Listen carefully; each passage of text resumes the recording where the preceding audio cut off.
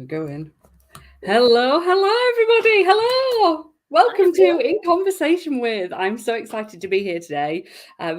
This lovely lady who I'm with today is Gemma. So Gemma will tell you a little bit about herself in a minute. But first of all, for those of you that have never seen one of these episodes before, this is In Conversation With, where I have a little chat with a member of my community, another fellow business owner, about life, business struggles, successes, and life in the network marketing industry in general.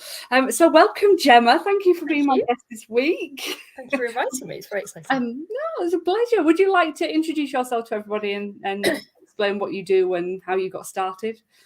Yeah, so one sec. I'm Gemma, obviously. I'm based in Chester. Not far from me. In the northwest. A little bit icy here today, so it's quite nice to be working at home, actually.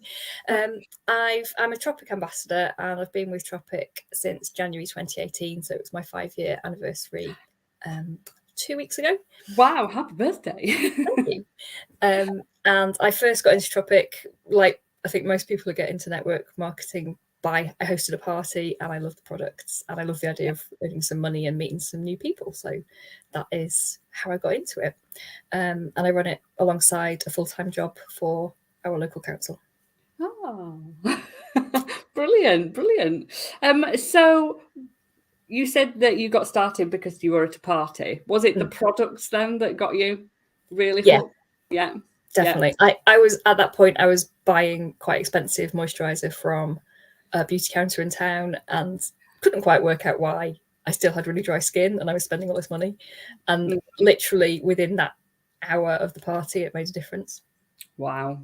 So it was cheaper. And I thought, well, if it's cheaper and I can save money buying it for myself, then why wouldn't I?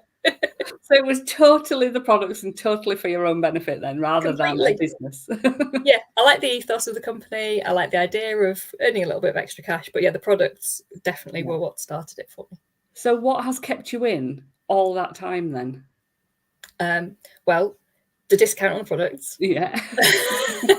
And just the friendships that I've made. I've got some really lovely people in my own team. I've only got a small team, but it's a gorgeous group of ladies. Oh. And I've made such great friends in the wider team that I'm part of as well. And across Tropic, really, everyone's so supportive. That's into the door. Oh, typical. It always happens when you're live. So mine will do it as well, or my dogs will start barking, or my son will walk in. We've woken up out of bed finally. Not to worry.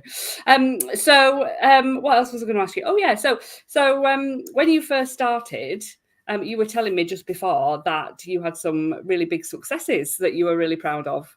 I did. There's a Facebook user who said hello. So hello, whoever you are. So when I first joined, there's still an incentive on actually now for new ambassadors. I hit all of my targets. So I got the lovely makeup bag that people may have seen pictures of and things. So that was exciting. Oh, brilliant. And the one that I really, really enjoyed a couple of years ago when Tropic first opened their new headquarters, I won the incentive to go there. So we had a tour of the building. We saw how they make all the products. We helped them pack some products. We made our own perfumes. Wow. Made a little, what's they call them, terrarium. Oh, like a little plant pot glass thing really with them. Yeah, I'm doing this. People on a podcast won't be able to see me waving my hands around. For the people not watching, it's like a glass vase with an ecosystem inside it. So you plant your little plants in and everything. Yeah. Oh dear. So over your many years in this industry, what do you feel that you have struggled with the most? I think it's been hard seeing people be more successful than me. And then what I've had to remind myself of is that they do it full time, a lot of them. Yeah. So obviously there's less hours in the day for me because I'm working full time, but everyone progresses at their own speed, don't they? So yeah, it's just absolutely important to remember that. Yeah, and everybody has different circumstances. Like you said, you're working full time. It isn't your priority. you're by the sounds of it much more in it for the community and the friendships and the products. Yeah. Than building a massive business. And do you know what? That's the joy of this industry. You can come into it and you can run it exactly how you want, can't you? Yeah, I mean, one day I do hope to have a huge business with it, but it'll just take a bit longer to get there. It will, absolutely. Yeah, absolutely. How exciting. When's that going to be by? Oh, this year. I feel like this year's going to be a big one. Oh, is it? Oh, exciting. That really is very, very exciting. Not to put too much pressure on 2023, but yeah. It's nothing like a bit of pressure. No, it's great. So this full-time job of yours, how are you going to adapt your business to scale it over this next year then, even with the full-time job? What's the plan? Better time management is key. I've deleted a load of apps off my phone yesterday. I'm doing a mini manifestation bootcamp with Denise Duffield-Thomas at the moment, actually. Oh, yes. And day one is declutter. So I was like, get rid of all the apps that I don't need. I'm just wasting time. So I'll have lots more time to spend on my business instead and just be a bit more focused about what I'm doing in that time. Yeah, it's amazing how much time we waste without realizing. I hear so many people saying, I haven't got time. Yeah, there's massively successful people in this industry that are incredibly busy doing all sorts of other things as well as their network marketing, whether it is a full-time job or another business or kids. They do say the most successful people are the busiest ones. Yeah, they do. Absolutely. And there's a reason for that. It's because they don't tend to procrastinate quite so much. Exactly. There's something different about the way that they work. And I think they're just more productive, make better use of their time. I mean, I've sat on my phone playing a little game. You download these games, don't you? And you sit and 2 hours have gone by and you don't even realise. Exactly. Yeah. And my son, he often tells me he hasn't got enough time yet. He spends most of his time on his computer, on his game. So they're just a time suck. Absolutely a time suck. And the scroll hole of Facebook is just a joy. Yeah, it's quite a challenge. And I think every time we tell ourselves we haven't got time, I think we need to actually think, how can I find the time? Or what am I doing that is wasting my time? What can I change? You're very right there, because I bet actually when you look at it, you've got lots of time. Yeah, definitely. It's just using it, isn't it? Yeah. So how have you got round the fact so far that you're working full time and running a team and as small as it is, it's still a team. You've still got to look after them and run your own business, sales, recruiting. Yeah. Just use my, lunch hours, mornings, evenings, catching up with them. Yeah. And you fit it in nicely around life as well? Everything. Yeah, just about. Yeah.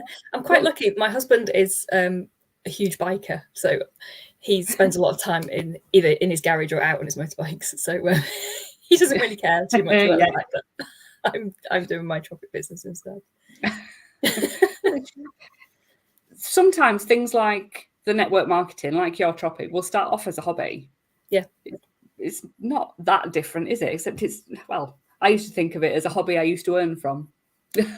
Yeah. People ask me what I did. One of the reasons, going back to when I first started, it was the fact that I didn't see him very much, and most of my friends had moved away from Chester, so I was quite sort of at home on my own a lot and quite lonely in the evenings. So it was just another thing that spurred me on to get involved. Yeah. And with the parties and the Pampers and those sorts of things, it really is very social, isn't it? Yeah, very. Yeah. How do you get on online? Do you do a lot online, or is it more parties? I'm trying to get back into parties this year. I haven't had many, obviously, for the past couple of years. But online, people tend to just message me these days. Actually, I do have a group, but people tend to come to me one-to-one. So they might be in the group, but then rather than respond in there, they'll get straight in touch with me. I think a lot of people find those groups. Yeah, I think that is the way that Facebook is going, or people's habits on Facebook is going. They're definitely not using the groups as many. I think there's so many groups out there, and the way the notifications have changed on Facebook, I don't think people are seeing them the same. No. Group engagement has definitely gone down. Yeah, I think especially with the everyone tag. It's just make things worse. Don't even go there. You could do a whole podcast on that. No. No, I avoid the subject. Yeah. Personal choice, use it if you want, don't if you don't want to. Yeah, I don't use it. I think it's a pointless waste of my time using that because most people don't see it anyway. Yeah. It's bizarre. I did use it last night because I made a massive mistake with an event timing, so I had to like alert people to it. But yeah, apart from that, I never have done. No, I think I used it once to prove a point. Yeah. Yeah, I used it because I wanted to see how many people would get miffed with it, how many people would respond to it, how many people would see it. And I used it in the Direct Selling Success Facebook group, which has about 2,800 people in there. I think I've got about 7 comments. Really? So people just didn't see it. So it didn't work. So it didn't tag everybody at all. What's going on there? Anyway, it's not something I particularly like using, but use it as you want. It's a great tool, I think, for small communities of people who are very engaged. Yeah. I don't think it should be used as a sales tool because and certainly not. I can use it every day, so I will too. No, I don't think I'd do that. No, I don't think I'd do that. That would hack me off if somebody did that in a group I was in. I'd leave. Anyway, yes. By the by. So, out of interest, what has been your biggest? I don't even know how to describe it. What changed your business around from being a consultant ambassador? Get the terminology right for Tropic. What changed it around from being an ambassador to starting to grow your own team? It was a conversation with someone on Twitter. She was writing a blog, and actually it's interesting because I don't use Twitter very much anymore, and I really should go back to it because clearly it was successful. She was writing a blog because she just had a baby and was looking for like cleaner products without the toxic ingredients to use for her child as well as for her. And I think she was breastfeeding, so she wanted to make sure that it was not going to impact on her baby through her skin. And I can't remember. I think I just sent her a link to just some information. It wasn't even a Tropic link specifically. And then we ended up chatting, and it turned out she lived about 5 miles away. So I dropped some products off for her to try. And then she was like, "Oh, I love it. I'll sign up. I want to join." Wow, what was the chance of her being 5 minutes away? Well, yeah, exactly. I mean, on all of Twitter, she could have been anywhere, couldn't she? But yeah, she was just on the road. So yeah, we met up for another chat. Oh, that's brilliant. And she just joined your team, and that was it? Yeah. Yeah. And then my second one was at a party. She'd been quite high up in a cosmetics company as a rep in a shop. Came to a charity pamper that I hosted and was just incredibly excited about everything, wanted to try everything, wanted to have everything. So she went away and came back and decided to join when she came back. In fact, before she'd even picked up what she'd ordered, she'd joined. Wow, that's impressive. So it just started to grow from there. Just started to grow from there, yeah. And these people came to you? Yes, the second one did. The first one was just a random person that I spotted asking a question on Twitter. Yeah, oh, brilliant. That's fantastic. So you're obviously doing something right from the start. Clearly. Yeah, that's great, isn't it? And it's very exciting when you get that first person. It's like it just changes your mindset a bit to how you do things. It does. It makes it more achievable somehow. If you've done it once, it's definitely more achievable. It's like when you have a bit of a drought of recruits coming in, if you don't get anybody coming in for quite some time, you feel like nobody's interested anymore. And it's not true. It's not true. It just happens to everybody. You have a drought of people coming in, or you have a drought of sales or whatever. Doesn't mean it's not going to happen again. You just maybe have to tweak something you're doing. No. And what about more recently? What light bulb moments have you had more recently? Well, yes, nice little segue there. This is what you wanted to talk about, wasn't it? This is the one thing when we were discussing what we were going to cover in this little in conversation with session. Gemma said there was a specific thing she wanted to talk about because it's made such a difference. So go for it, Gemma. Yeah, and it is your fire up your follow up. Oh yeah, what are we calling it? A masterclass, a boot camp? It's a month-long thing. Yeah. A training. But yeah, it's so simple, and it's so easy to forget at the same time. And it's just following up with people and not being afraid to talk to past customers. Yeah, well, anybody at all. Anyone who could be a customer, people who you've not spoken to in 4 or 5 years. Like I've got customers from my first year who have maybe lost touch for whatever reason. So yeah, just going back to people. Yeah. So what stopped you following up with people to start with before? I think probably just worrying that the fact that, well, with the customers, the old customers who hadn't ordered in a long time, I think it was worrying that because they hadn't ordered for ages, they weren't interested anymore. So you presumed that they'd already not be interested before you'd even spoken? Yeah, before I'd even sent a message, I assumed I knew what they were going to say. Yeah, I used to be like whereas, there are many, many reasons that people might not be in touch. Absolutely. And it's probably just that they've lost my details. Possibly, yeah, absolutely. Yeah. So, yeah, just not being afraid to put yourself back out there, really.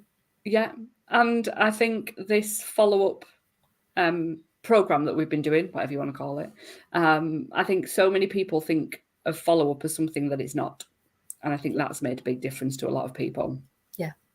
Yeah, because people think follow-up is sales.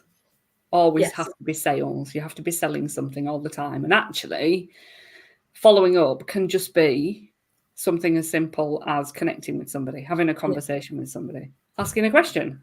Yeah, one question. It doesn't have to be a big, long sales pitch. No, it doesn't. And it doesn't have to even be a sales-based question. No. Depends on the person and the conversation. It doesn't have to be icky and spammy and always like, come and buy my stuff, come and join my team. Yeah, exactly. Conversations need to happen at all stages of the customer journey. And I think a lot of people forget that. And I think that's the biggest light bulb moment for most people on that program that we're doing at the moment. Mm. Yeah, and I think actually it's something you can apply to your life, because I'm meeting up with 5 friends who I haven't seen for years, actually, for one reason or another, just because I sent them a message. Yeah, absolutely. But check in on how people are, keep your name in their minds, and magic happens. It's surprising. It's very surprising. And I think we don't connect and have real proper relationships, proper conversations with people the same anymore. And I think if we can do that, we can build a bigger business. And that's what I was trying to get out of people through this follow-up program. Yeah. Because it makes such a big change to your business, having conversations and offering stuff. Yeah. Just reminding people. Sorry? Just reminding people that you're there. Reminding people that you're there, exactly. and not just that, being a friend or being a human being, and conversation. I think we really need it after the past couple of years we've had. It's time to be sociable again and catch up with absolutely. people. And I think people appreciate it. They appreciate it when it comes from the heart, and that's a bit different from a lot of people's thoughts on follow-up. Yes. So anyway, you mentioned if you had a time machine when we were chatting before. Yeah, I would go back and do that follow-up from the beginning. From the beginning. From the very told beginning. You my story about me following up, haven't I? Yeah. You've heard my story. A lot of other people won't have heard my story. So the first few years of my business, I followed up with nobody at all. I did party plans. So I had hosts who would hold parties for me, and I would text them the day before to say, are we still on for the party? And if they were lucky, they'd get a thank you afterwards. Anybody who bought never got anything. I just didn't contact anybody because I was too scared, and I didn't want them to say no. And in some certain circumstances, it didn't occur to me to actually contact them. And then I did a training. Something dawned on me, some light bulb moment, and I started following up, and I tripled my business within a year. It was amazing. Just the difference it made was phenomenal. So yeah, follow up is my big message to everybody out there. Have conversations with people. If you've said you'll speak to somebody, speak to them. If you've met somebody, follow up, get your name out there, keep them remembering you. Compliment people, thank people. ask people questions, have conversations, and yeah, conversations create opportunities to have more business, whether it's sales, whether it's people in your group. If you don't get enough people in your Facebook group, go and have some conversations. Not necessarily, hey, do you want to join my Facebook group? But just have some conversations. Yeah. Oh, yeah. Follow up is not about cold prospecting either, is it, Gemma? No. It's just being a person. It is, absolutely. It's just being a person. Yeah. And serving your audience. So, what is finally your top tip for everybody out there? What will you say to them? Really simple. Be yourself. You can look at what other people are doing, and if it works for you, copy it. Don't copy it. Tweak it to be more like how you would do it yourself. But don't feel that just because something works amazingly for someone else, if it doesn't feel authentic to you, then just don't do it. Yeah, that's absolutely. basically it. You know, everyone's different, aren't they? And they need to not try to be a robot. Yeah, clone. Too right. And people buy people. They buy into you. They don't buy into the company. They don't buy into, well, sometimes they buy into the products, but they can buy the products from anybody. They buy the products from you because of you. So being yourself, great tip. Yeah, it's simple, but you know, not everyone realizes it straight away, I think. No, they don't. No, absolutely not. And it's sometimes very easy to look at what other people are doing and think, oh, that should be me. I should be saying that. I should be doing that. Yeah. And then when you try and do it, it doesn't feel right. And that comes across in everything that, you know, people can tell that you're not being yourself. Yeah. And it just lands really wrong. Yeah, it does. Oh, so thank you so much for coming on this, Gemma. It's so lovely to have you. If anybody wants to find Gemma, where can they find you, Gemma? I'm on mainly Facebook or Instagram. I am on Twitter as well, although rarely. And my username on all three is Tropic Gemma D. Brilliant. And you have a Facebook group as well, don't you? I have got a Facebook group, yeah. It's called Skinimalism Secrets with Gemma D. Brilliant. Thank you so much. I'll see you soon. Thank you very much. Bye. Bye.